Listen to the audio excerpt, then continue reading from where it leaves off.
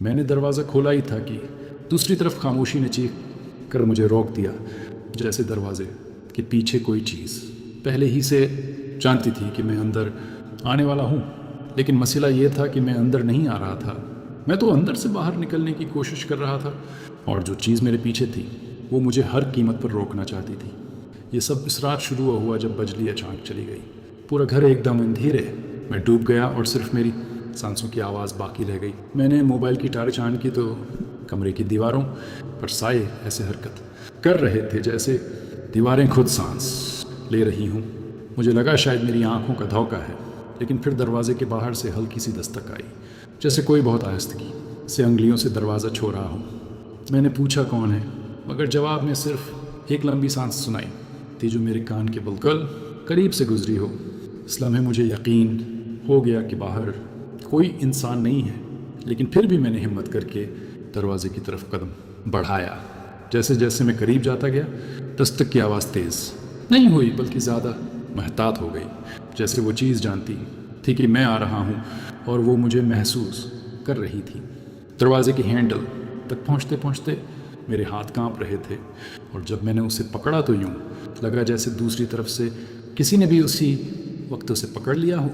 मैंने ज़ोर लगाया, दरवाज़ा खोला, लेकिन वहाँ कोई नहीं था। सिर्फ एक लंबी सुनसान गली थी जो अंधेरे में डूबी हुई थी।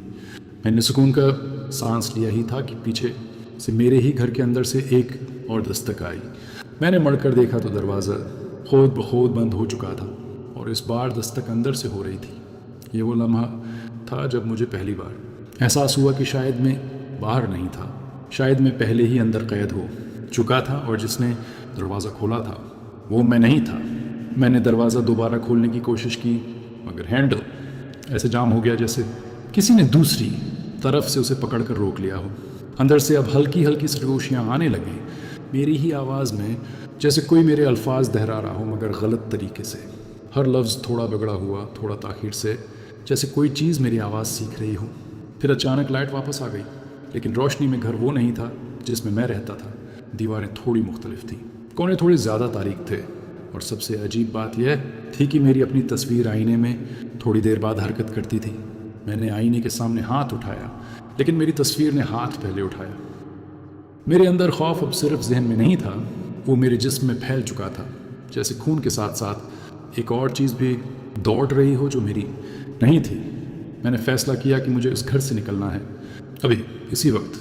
लेकिन हर दरवाज़ा जो मैं खोलता वो मुझे इसी कमरे में वापस ले आता, जैसे घर एक दायरा बन चुका हो। इसी दौरान मुझे पहली बार याद आया कि कुछ दिन पहले एक अजनबी ने मेरे दरवाज़े पर आकर कहा था कि अगर तुम्हें कभी रात को अपने ही घर में अपनी आवाज़ें सुनाई दें तो दरवाज़ा मत खोलना, क्योंकि जो अंदर आता है वो तुम नहीं होता। मैंने उस बात को मजाक समझकर नज़रअंदाज कर दिया था। अब सूरत बदल चुकी थी, क्योंकि अब मैं खुद अपनी ही मौजूदगी पर शक कर रहा था। सरगोशियाँ बढ़ती गईं, और अब वो मेरे नाम से मुझे पुकार रही थी, लेकिन आवाज़ मेरी नहीं थी, सरफ लहजा मेरा था। हर पुकार के साथ मुझे लगता जैसे मेरी याददाश्त का एक टुकड़ा गायब हो रहा हो। फिर वो लम्हा आया जिसने सब कुछ बदल दिया। मैंने अपने ही कदमों की आवाज़ सुनी, लेकिन मेरे पाँव साकित थे। आवाज़ मेरे पीछे से आ रही थी, और जब मैंने पलट कर देखा तो मैं खुद को ही देख रहा था, बिल्कुल मेरे जैसा, मेरी ही आंखों में वही खौफ, लेकिन उसके चेहरे पर सुकून था। उसने आहिस्ता से कहा कि तुमने देर कर दी। मैंने चीख कर पूछा कौन हो तुम, लेकिन उसने सिर्फ मुस्कुरा कर कहा कि मैं वो हूँ जो दरवाज़ा खोलने से पहले अंदर था। उसके बाद मुझे याद नहीं रहा कि मैंने क्या किया, बस इतना याद है कि हम दोनों एक ही दरवाजे की तरफ बढ़ रहे थे। अब कहानी यहाँ से टूट जाती है, क्योंकि शायद मैं वो हूँ जो बाहर खड़ा ये सब लिख रहा है, या शायद मैं वो हूँ जो अंदर से अब भी दरवाज़ा खोलने की कोशिश कर रहा है। मसला ये नहीं कि दरवाज़ा कब खुला, मसला ये है कि शायद वो पहले ही खुल चुका था, और हम सब बहुत देर से ये समझने की कोशिश कर रहे हैं कि असल में अंदर कौन है। और आज भी जब रात को खामोशी गहरी हो जाती है तो मुझे अपने ही दरवाजे के पीछे हल्की सी सांस सुनाई देती है, जैसे कोई इंतज़ार कर रहा हो कि मैं दोबारा गलत वक्त पर दरवाज़ा खोल दूँ, क्योंकि इस बार शायद मैं अंदर नहीं आऊँगा, मैं हमेशा के लिए बदल जाऊँगा।